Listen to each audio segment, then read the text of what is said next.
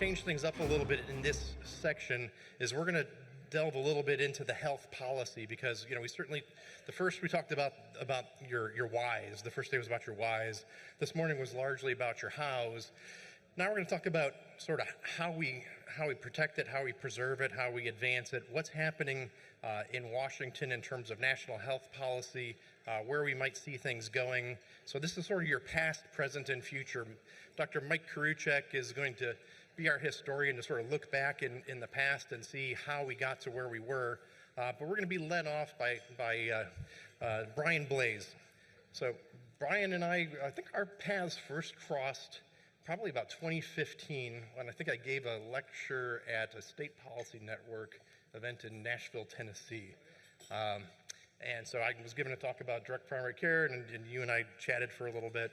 And next time we crossed paths, you were working at the White House.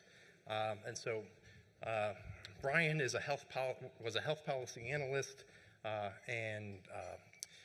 but he spent a few years at the White House, 2 years? 2.5 years. So Brian, for 2.5 years, was a special assistant to the president of the White House in the National Economic Council, advising on health policies and initiatives.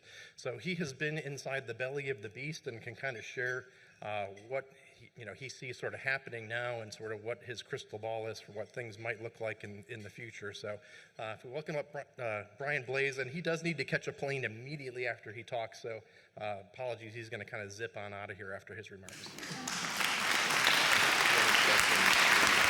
It is great to be with everyone. I was just in the panel listening to direct primary care and some of the obstacles and challenges, and I really appreciate all that you do to disrupt the very insurance-centric health care status quo. My career has really been focused on advancing American healthcare freedom, trusting patients and doctors to make the best possible decisions for their health care, and really trying to reduce the role of both government bureaucracy as well as insurance bureaucracy that comes in between patients and clinicians. I have spent some time thinking about how to make this presentation interesting to you, and hopefully I succeed. I know that you listened to Marty McCary last night. I had breakfast this morning with Marty. He is a friend. He's an advisor to Paragon Health Institute, and he told me that he entertained you for 2 hours last night, which is remarkable. I think I'd get tired of hearing myself after more than 30 minutes. Let me start with the fact that it's a presidential election year. I'm sure you are aware of that. Politics and elections are very important for healthcare policy in the United States. Why? Because the government is involved in one way or another with virtually every part of the healthcare sector. Let me go through 5 big areas. I'm going to spend the most time on the first and second. One is Medicare. Medicare has a very outsized role in determining what gets reimbursed and what that reimbursement amount is.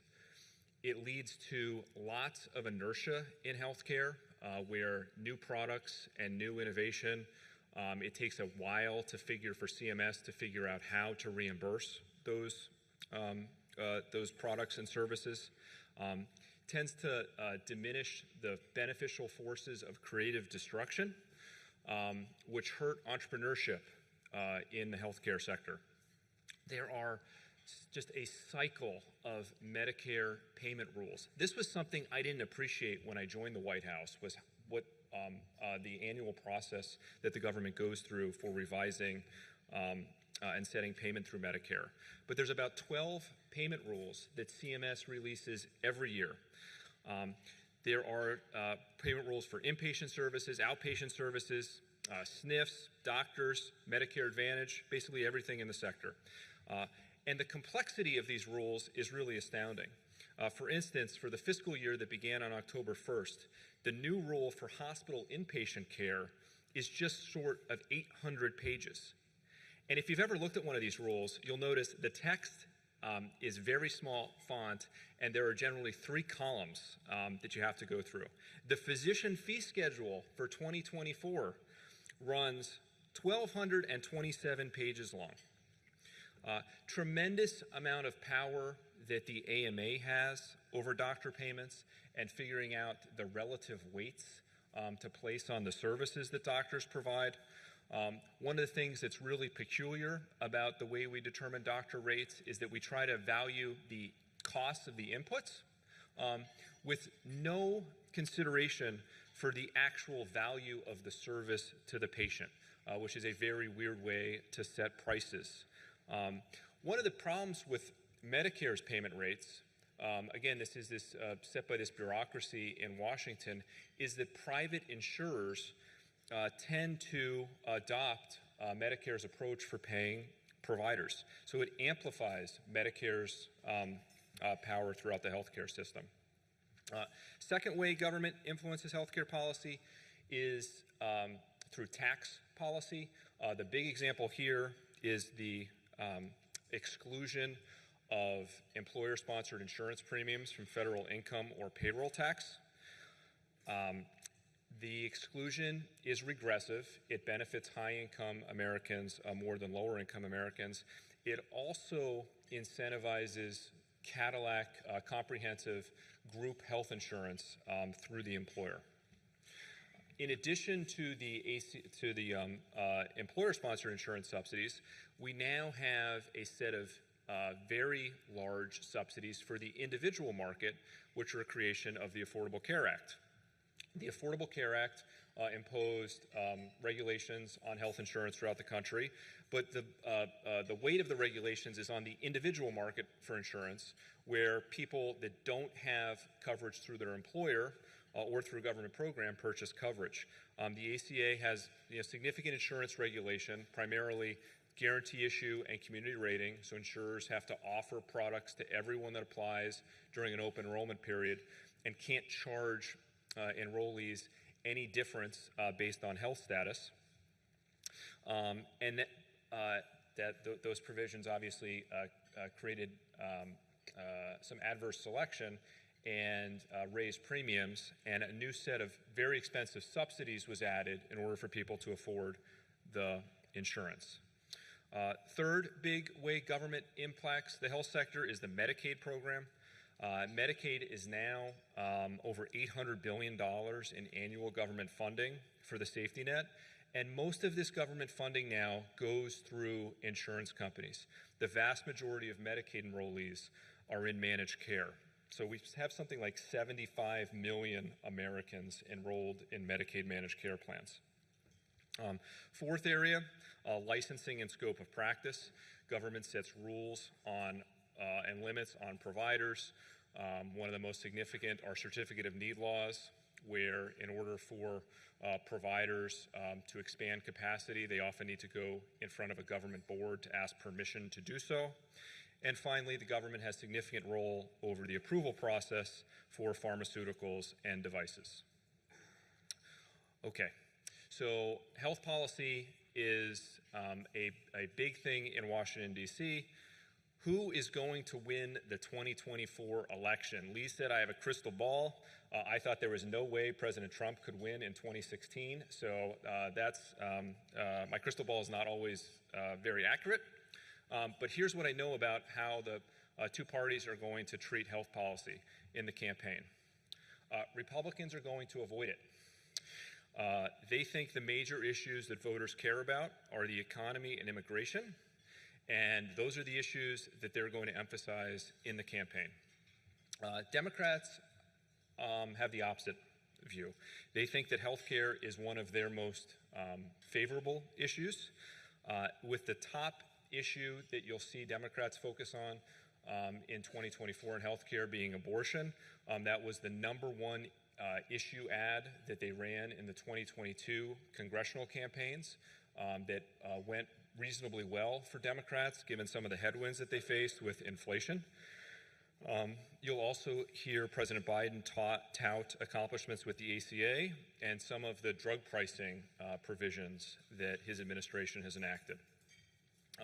Good news, we have the presidential contest that everyone was looking forward to, and that showcases the youth and energy of our leaders.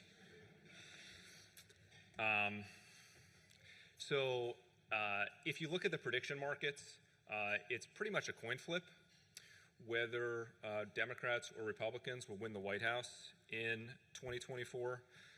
For the Senate, right now, it's a 51-49 Democratic majority, but the landscape is much worse for Democrats than Republicans. It's widely expected that Republicans are going to take the Senate. And the House, it's probably also likely a coin flip where it could go one way or the other. Because of the Senate change, it's more likely, if we have unified government, it would be Republicans in charge of government with very narrow majorities in Congress. The most likely outcome, I think, after the election is for divided government. What are the key policy challenges in 2025? The 2025, at least initially, is going to be dominated by fiscal policy. There are a huge set of major provisions that expire after 2025. The Trump tax cuts, which included income tax rates, standard deduction, child tax credits, business deductions, they all expire at the end of 2025. Plus, there's another debt ceiling that's going to come up in 2025. Those are going to be the primary issues that Washington deals with. We also have a major budget deficit that has been, it's a bipartisan problem, but at some point the federal government's going to have to tackle the fact that budget deficits are unsustainable and a threat to the nation's fiscal future and our prosperity. Medicare is a large reason why we're in such a bad fiscal position. The Part A trust fund, which pays for hospital bills, is set to be insolvent within the next 5 to 8 years. When that happens, if Congress does nothing, there's a massive reduction that would occur in payment rates to hospitals. And then healthcare. On healthcare, one of the expiring provisions is the enhanced premium tax credits for the Affordable Care Act. So the Affordable Care Act, like I mentioned, contains subsidies for people to purchase coverage. Through 2 pieces of legislation that President Biden made, those subsidies were increased. Both the number of people that qualify for the subsidies as well as the generosity of those subsidies. Because of the increase in those subsidies, individual market enrollment has really spiked over the last couple of years, but those enhanced subsidies expire at the end of 2025. One policy that Paragon has worked on, and Dean Clancy is here. Dean is another public advisor for Paragon and co-authored a paper for me, is something called the HSA option. One of the things that we are looking to do from a policy perspective is direct a portion of the government money that now goes to health insurance companies to the individual, so the individual can have control over the government subsidy. The ACA contained a cost-sharing reduction program which reduces deductibles and co-payments for lower-income enrollees that buy a plan on the ACA exchanges. Our proposal is to give that enrollee an option where they can take an actuarially equivalent amount in an HSA and have that deposited, and that's under their control, so they can choose the health care that works best for them. What are the main problems with healthcare and health policy? And I want to be clear that I think there's pockets of excellence in the U.S. healthcare system. There's been massive decline in cardiac mortality, significant improvement in cancer survival rates, a cure for hepatitis C, and new AIDS treatments. But there are also significant problem areas. The 4 primary ones, from my perspective, are 1, an enormous amount of spending that doesn't do Americans much good. Over the last decade, American health has stagnated. From 2014 to 2017, we had 3 straight years where American life expectancy declined. The second is that industry and special interests have enormous power over the health sector. They look to protect themselves from competition and increase the level of government subsidies that they receive. And I gave some of those examples. Certificate of need is one. The ACA contained a provision that really disadvantaged physician-owned hospitals and future Medicare payment for physician-owned hospitals. That was because that was something that the American Hospital Association really pushed for in the passage of the ACA. Third main issue is that much of what matters for health and well-being is just not at the top of the policy agenda. Rather, what really focuses the attention of the Washington policymakers are payment rates to providers and how high government subsidies are. And fourth, as government regulation and subsidies have increased, so has premiums, deductibles, and spending. Hospital prices have grown more than prices in any other part of the economy over the past few decades. And a key reality is that when government subsidizes something, that thing becomes more expensive. And I think you'll appreciate that in health policy, we've had a significant policy bias towards comprehensive health insurance over other forms of financing that would discourage, that would engage more patients and lead to more cost-conscious decision-making. In my view, the number one factor that contributes to most of the problems is that the individual consumer and patient doesn't control the financing. There's too much power in the hands of bureaucrats, either in government or insurance companies. 90% of spending is controlled with rules set by third parties, government, insurers, and employers. And I thought I was going to go after Mike, so I know that Mike is going to talk about this. There's an important role for insurance, but having insurance pay for routine and shoppable services rather than relying on markets for these services distorts decision-making and leads to overconsumption and waste. I really support what you all are doing by minimizing the role of third parties and directly contracting with individuals and families. You're developing relationships with patients, which seems particularly important for managing care. I know from recent health troubles that my father has gone through that it's really important for physicians and providers to be able to spend time with their patients and get to know their health histories. Your role on focusing on preventive care and effective management of chronic conditions is vitally important. Let me move on to some of the policy and that I think is particularly relevant to you and to direct primary care that could be on the agenda in Washington over the next few years. And I'm going to start with some policies that I worked on when I was in the Trump administration. One of the things we really tried to do was focus on alternatives to traditional comprehensive insurance models so that people have maximum options for how to finance their health care. And I think there's two that would be of interest to you. One, and I was just in the presentation discussing fully insured plans versus self-insured plans.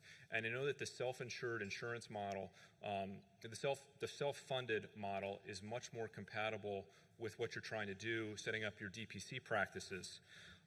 We worked on a regulation that would make it easier for small businesses to join together so that they could offer self-funded plans, because it's easier for a larger group to self-insure than it is for smaller groups. So we worked on a regulation on association health plans, which basically allows small groups to join together and gain the benefits of ERISA, which protects them from additional regulation from states that could increase costs. Unfortunately, the association health plan rule was invalidated in court, and then the Biden administration dropped the Trump administration's appeal of it, and then has just done rulemaking to withdraw the association health plan rule. But I do think if the Trump administration wins, there will be increased emphasis on association health plans, trying to figure out a way to overcome the initial judge's options so that small groups can band together and take advantage of self-funded plans. The second is something called the short-term limited duration insurance policy. These are policies that aren't subject to any federal regulation.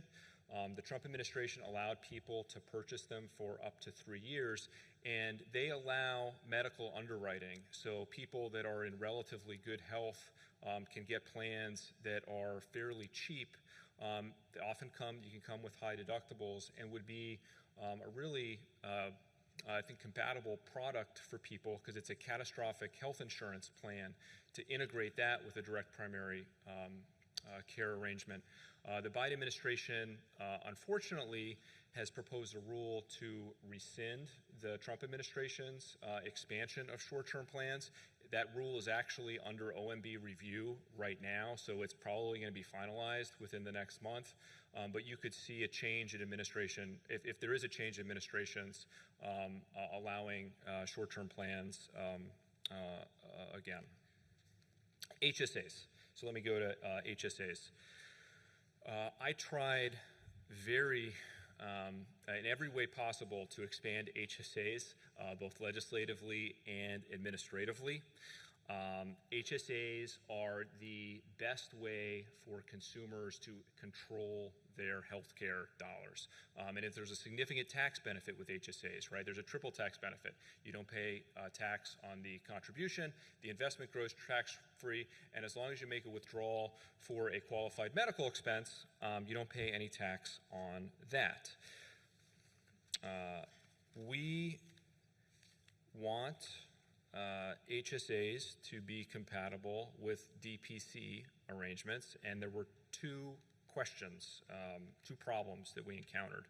One is, can a person use an HSA that they already have on a DPC arrangement? In other words, can DPC be a qualified medical expense? The IRS sets out medical services and items that can be paid using tax-preferred dollars. This section of the Internal Revenue Code is called 213D. And right now the answer is that DPC is not a 213D medical expense. The second question is, does a DPC arrangement count as a health plan? The law says that in order to make HSA contributions, you need to have a high deductible health plan and no other health plan. If a DPC arrangement is considered a plan, then you cannot make HSA contributions regardless of whether you have a high deductible health plan or not. We fought with the IRS on this, and the IRS at the time told us that DPC arrangements seemed like a sort of HMO and that it would increase utilization and thus are a type of health plan.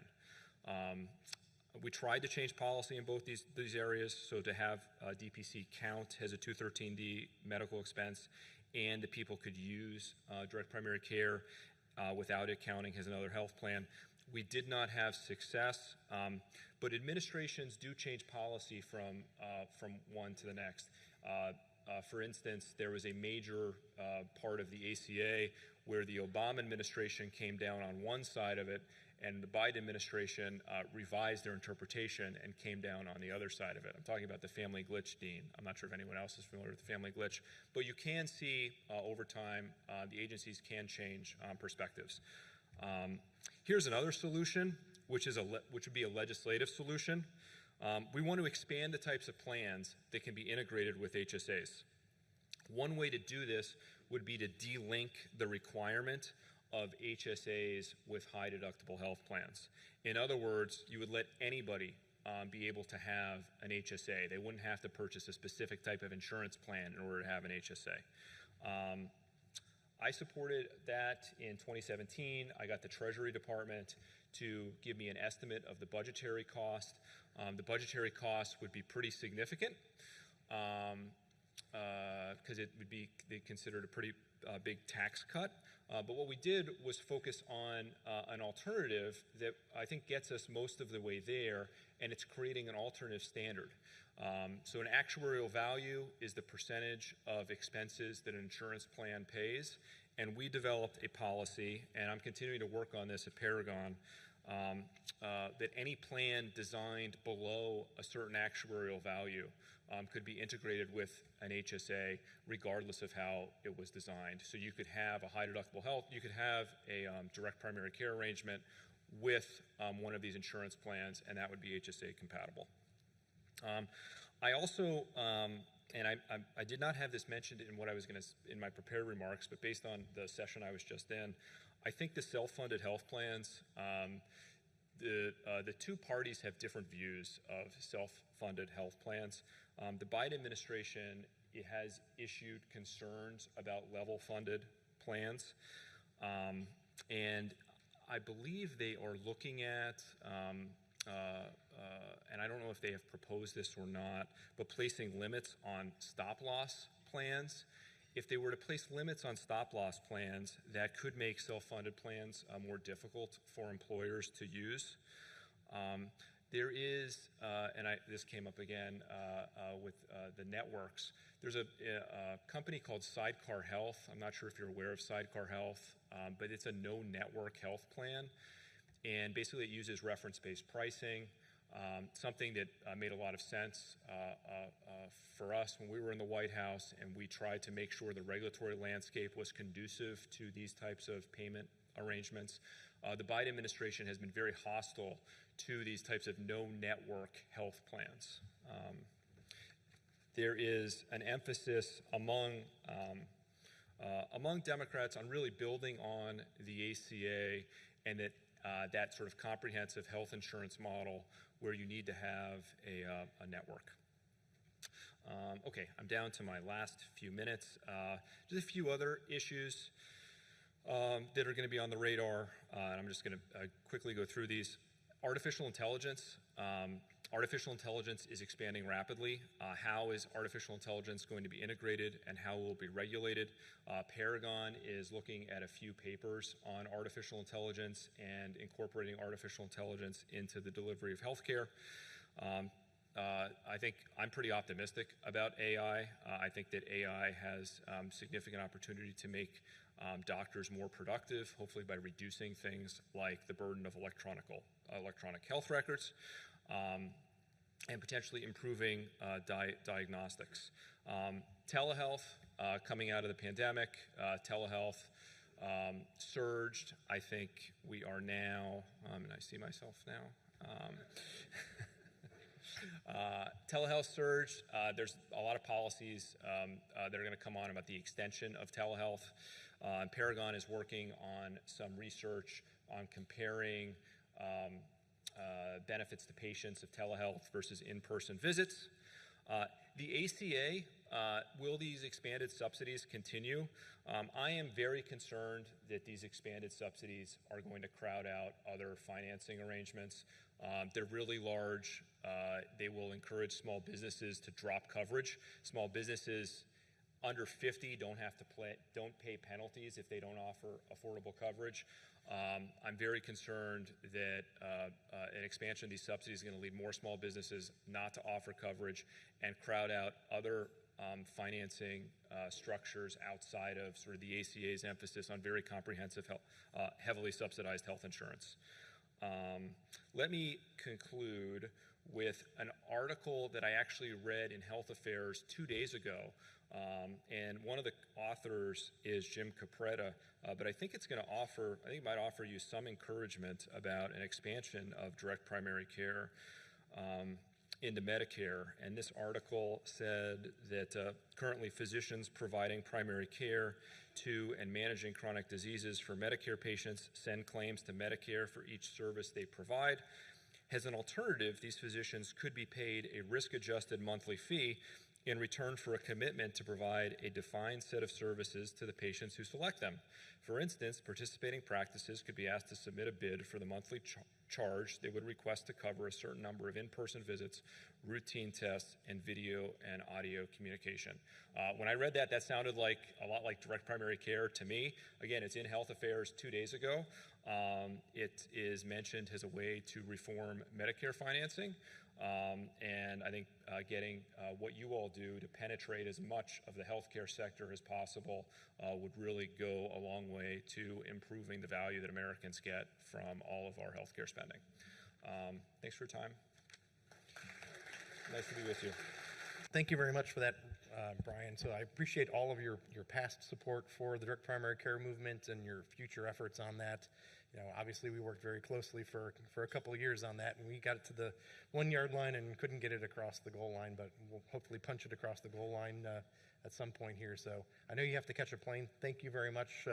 I forgot to give everyone the website too. So ParagonInstitute.org to see our research and analysis. And there was a slide to follow us on social media, but I forgot to bring that up. So.